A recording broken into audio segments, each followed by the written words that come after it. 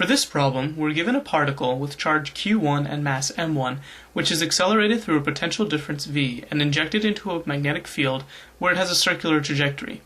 We're given the radius of this trajectory, 1.2 meters, as well as ratios relating the charge and mass of a second particle to those of the first, and we're asked to find the radius of the circular trajectory of the second particle.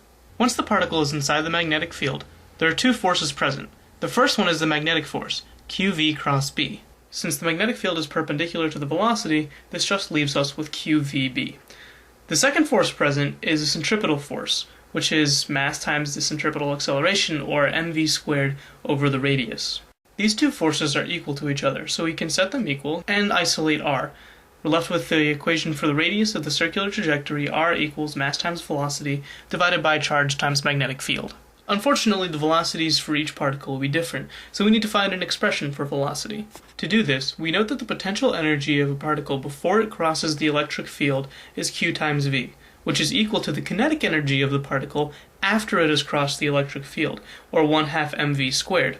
We isolate v to find an expression for the particle's velocity. We then substitute this expression for the velocity of the particle into the expression for the radius of its circular trajectory and simplify.